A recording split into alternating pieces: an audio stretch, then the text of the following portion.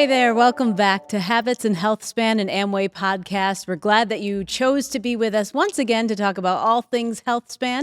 My name is Alyssa. I'm glad to be with you. I'm joined today, as always, by my co-host, John. Hey, John. Always happy to be here, Alyssa, and super happy today to have our first recurring guest. We have Dr. Kristen Morris. You were on our metabolic health episode. It's so great to have you back. Yeah, and it's great to be here. It's nice to see you both again. We're glad to have you. It's always fun to have these conversations, Alyssa, with such leading experts like Kristen here, because I don't know about you, I'm super busy, and sometimes these conversations, it's like, I'm thinking about this, I'm thinking about that. There's so much we got to do later in the day. I mean, you were sharing earlier about the errands you're running right when we're done here. Today is it's going to be an errand day after we're done. So what do you got on the list to do? Oh, the big thing is groceries. Usually I try to do them earlier in the week and they still have not happened. So it's time. I'm doing that whole shopping just for myself thing as a guy in my late 20s. Don't judge me, but my last trip to the grocery store, the list was coffee, tortilla chips, and hot sauce. I mean, what more do you need? It was a refill. It was a refill trip. Okay. When I go generally for myself, I am doing that thing where I go, I'm going to buy this bag of broccoli with some ranch, and I'm not buying any snacks. So when I'm hungry, I'll have to force myself to eat healthy. How well does that work? I'm really curious. It actually works out pretty good, but there's sometimes when I'm pretty mad at the John that was at the grocery store when I'm John in the middle of the night wanting a snack. Okay, yeah, that makes sense. So when I shop, it's not just for me. It's for my 3 kids, my husband, myself, and it's for the things that I hope they'll eat, like the broccoli and the fruits and the other vegetables and the things that I know, like, ooh, if I put them in this combo, I have the best chance of getting those greens into those bodies. Kristen, what do you think about the way that we're talking about our grocery lists? I think we got to all use more opportunities and more fiber. Okay. And listening to both of you, it sounds like you're just kind of filling in, trying to have a little bit here and a little bit there. And that's the reason that almost 95% of adults on the planet aren't consuming enough dietary fiber. So we have a huge fiber gap in our diet. 95%. Wow. I bet that includes you and I, John. Sounds like it does. Part of the majority in this case. But that's what's so great about having amazing guests like Kristen here is that we can take the conversation here in the midst of a busy day and apply it directly to what we're going to go do as soon as we leave the studio. Yes. So Kristen is the principal research and clinical investigation scientist at Amway. Kristen, before we get into fiber, which we were just starting to talk about, really quickly, let's hear a little bit about what you do, a little bit of your background.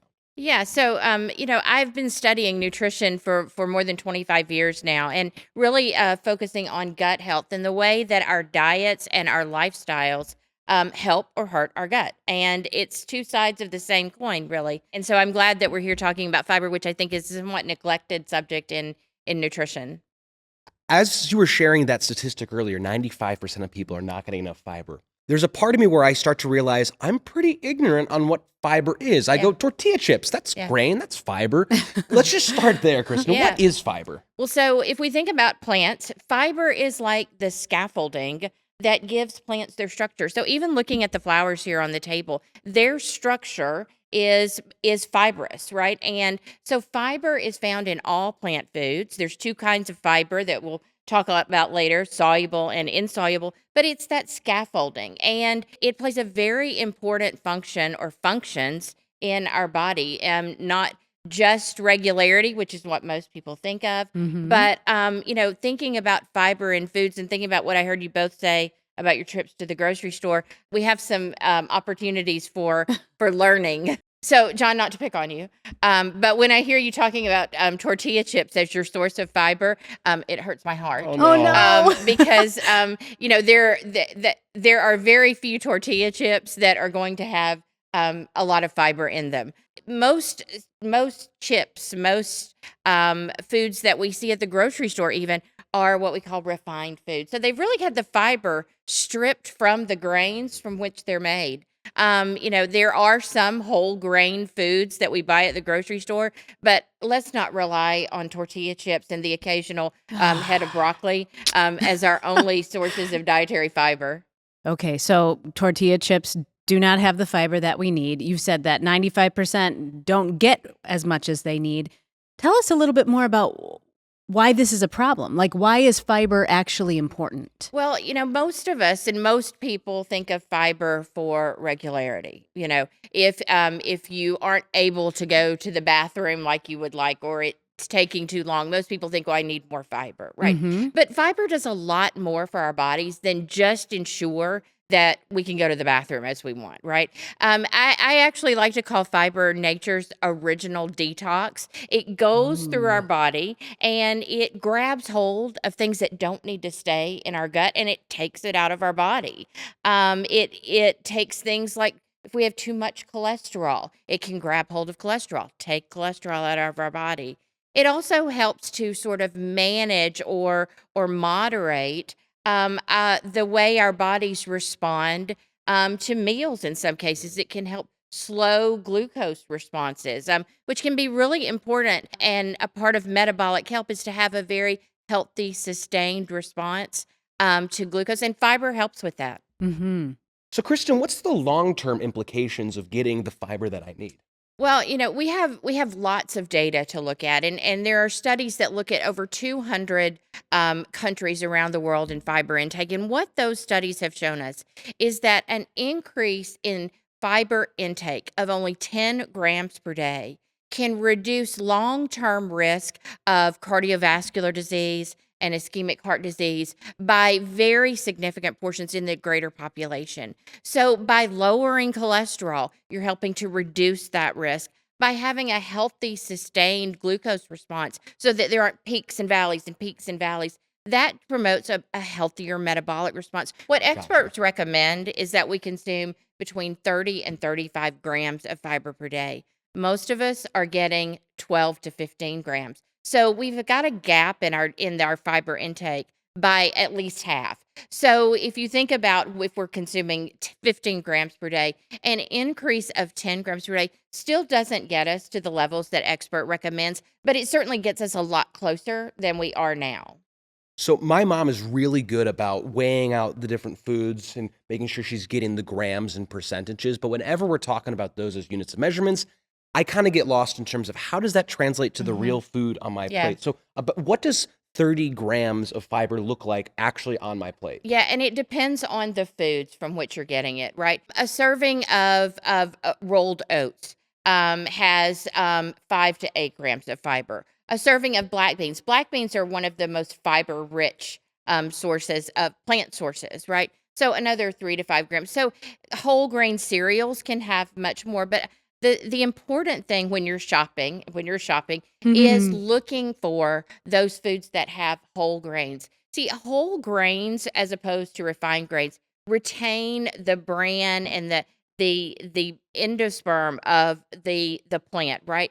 What happens when we make chips is that you've stripped out that part of the plant that contains the fiber, and you're just putting in starch, right? So when you're shopping, in addition to buying, obviously, plant foods, fresh fruits and vegetables, is to look for whole grain foods, whole grain cereals, whole grain breads. And another way to do that is to look at the ingredient list on the things that you're looking to buy. And if the first ingredient is whole grain, then you're getting whole grain food. If it says refined or flour, then you're not getting whole grain. Okay, so you really have to look for that whole grain is what it has to say. Okay, see, this is good. It's going to affect my grocery list. All right. Already I'm thinking, okay, and what's next on my list? Right? So, Kristin, it strikes me that as you were talking about those various things, the oats, the whole grain, the black beans, that my question said, what's this look like on my plate? But I'm also thinking, this is happening throughout my day. Right. It's not just, that's right. All right, John, time to have your fiber meal. And that's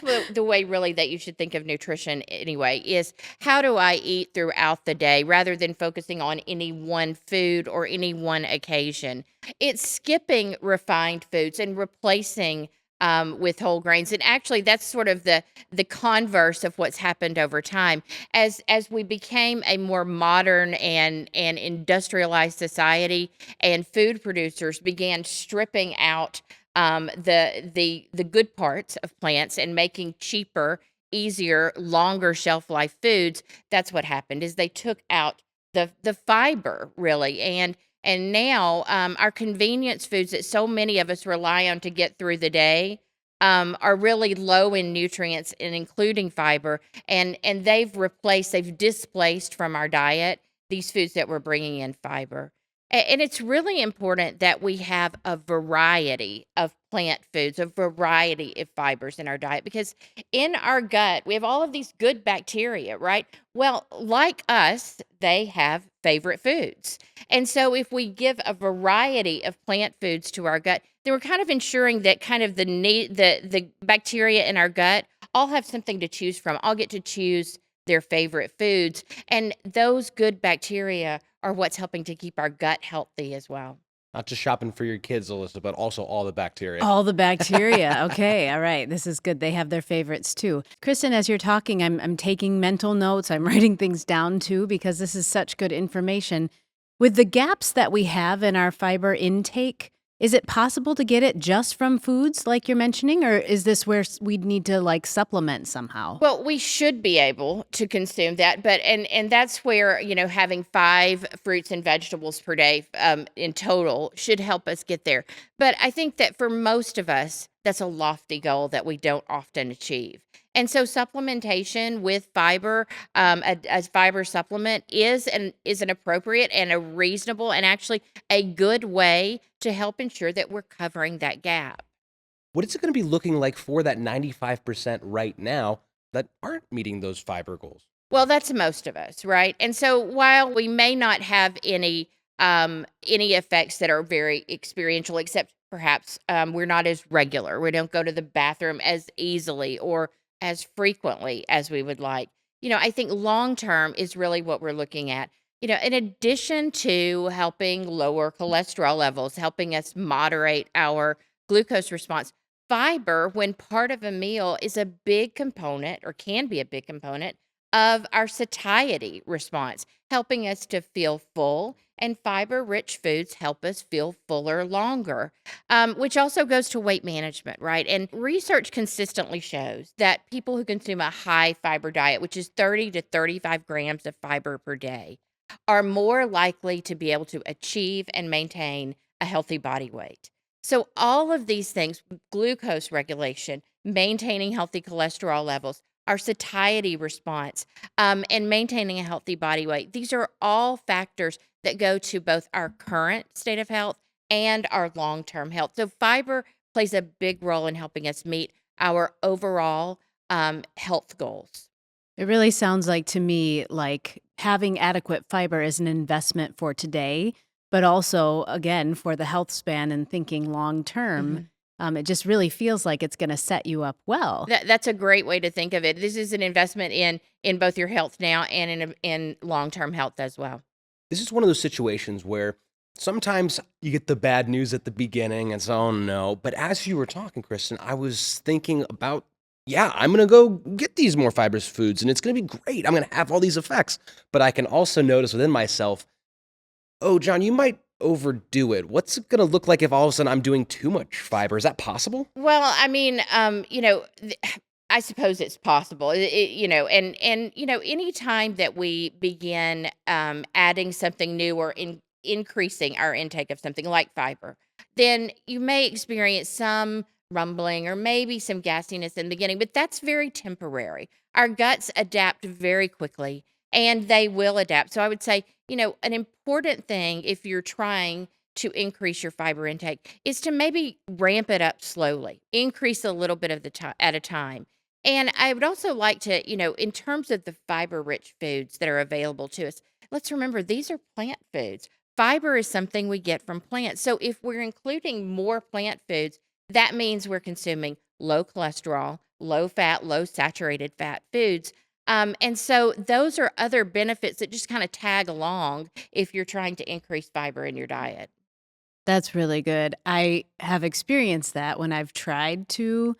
And at first I thought, what is wrong with me? So I really appreciate the word of like, no, this does not happen overnight. You can go gradual Right, with you can, this. absolutely. And that would actually be, I think, the best way to do it is to give, over a period of days or even weeks, increase your fiber intake, increase the different kinds of foods that you're adding to your diet as sources of fiber.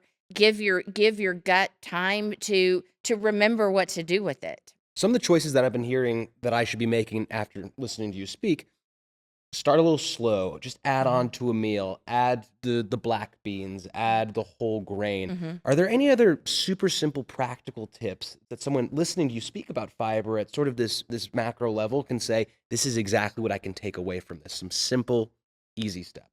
Well, I think, the easiest thing to do is to include fruits and vegetables, right? Because you'll be and a variety of fruits and vegetables. But also, as I said earlier, looking for those whole grain foods when you go to the grocery store. I mean, I must admit my favorite cereal is Apple Jacks. I should be embarrassed to say that, but it's always been my favorite Delicious. cereal, You're right? human. Okay, but if I'm going to have Apple Jacks one day, I keep some Wheat Checks on my shelf too. So it's not about denying us, one of our favorite foods, but it's about making conscious choices to sort of balance those things. So, John, I'm not telling you that you can't have tortilla chips. That's part of the balance. But while you're having the tortilla chips, maybe have them with a black bean salsa, right? And grab those make your own salsa, tomatoes, onions, garlic. All of these foods have fiber in them, to a greater or lesser extent, depending on the fruits and vegetables. But it's about, choosing those foods and being deliberate about it. And really, it's about adding a little bit throughout the day. If you save up until the end of the day and try to get 35 grams in, you're going to have a miserable night. It reminds me of what you said earlier about it's not necessarily about denying us our favorite foods, but about these small adjustments Right. that are helping us on our Healthspan journey. Right. And really what got us to this point of having to be so deliberate about Healthspan is because we made the opposite choices over time as we became a more convenience-focused society. We displaced these foods, these fresh fruits and vegetables, these whole grain foods from our diet. So now we need to sort of reverse that and make a choice in the opposite direction. But, I gave Apple Jacks as my guilty pleasure, right? Mhm. It doesn't mean I can't have Apple Jacks, but I still need to be very deliberate in other choices that I make. It's kind of like how we started the episode, John, talking about how when we slow down and what you're saying, Kristen, is when we slow down and not just reaching for the things that are convenient, Right. we're really going to do ourselves a Right. favor. Yeah. And we have so many choices available to us. The grocery is full of choices of whole grain foods. We just have to be deliberate in looking for them. And if you're switching to a whole grain bread, it's not going to be the same taste, the same texture as maybe your previous white bread. But it's just a matter of, again, making a choice and adapting to it and realizing that this is a health conscious choice you're making. And it's going to be worth it, It it will. sounds like. All right, so to boil it down, recap what you've just said, Kristen, we can do this gradually. We can add to our fiber intake and try to fill in those gaps little bit each day with things like rolled oats in the morning, and we can make our own black bean salsa, or if you don't have time to make your own, there's options at the grocery store, I'm sure. You can look for the words whole grain on cereals, on breads, knowing that, it's not going to taste the same perhaps as your previous thing, but these are little things that you can do each day to help make that fiber intake hit those 30 to 35 grams. Add one more fruit, one more vegetable to your One day. more fruit, one more vegetable. This is so simple. It seems like it. I- It should be. I will try it today, that's for sure. We learn on this podcast a lot about how our bodies change as we get older. Do our fiber needs increase as we age? So recommendations are for all adults. So that 30 to 35 grams that I keep referring to is for adults. Okay. One thing that will help fiber work better for us is to maintain hydration. Fiber works best when we're hydrated and when we're properly hydrated. So as we're increasing fiber, we spoke earlier about gradually increasing our fiber intake. Let's be mindful of the need for proper hydration as we do so. So the way that fiber works in our guts to help us go to the bathroom is by drawing in water, by pulling in fluid. That just makes the contents of our bowels heavier so that it naturally leaves our body. But in order to do that, we need to be properly hydrated. Got it. That goes back to the natural detox that you talked about. That's correct. Okay, so in other words, fiber is good, but fiber without proper hydration, you're going to run into some issues. One of the main contributors to people not being able to go to the bathroom is that they're dehydrated. Okay. Right. Yeah. So fiber and proper hydration can help to avoid that. They're buddies. Yeah, they're buddies. Okay, I love it. Well, Kristin, thank you so much for stopping by and joining us again. I think it's obvious, Alyssa, why Kristin is our first recurring guest. So incredible to learn from you. Thank you so much for sharing. Yeah, thanks. And thanks for giving me the opportunity to talk a little bit more about fiber, which is a neglected nutrient, in my opinion. Yeah, our pleasure. And thank you so much to everyone at home who's listening. Make sure to like and follow us on Facebook and Instagram, as well as subscribe to us on YouTube. Yes, and please tell us what you think, either in the comments or reach out to us on our socials. We covered a lot of ground today, and we'd love to hear how you have interacted with this material today. So please feel free to reach out and do that. Thanks again for joining us, and we'll see you next time.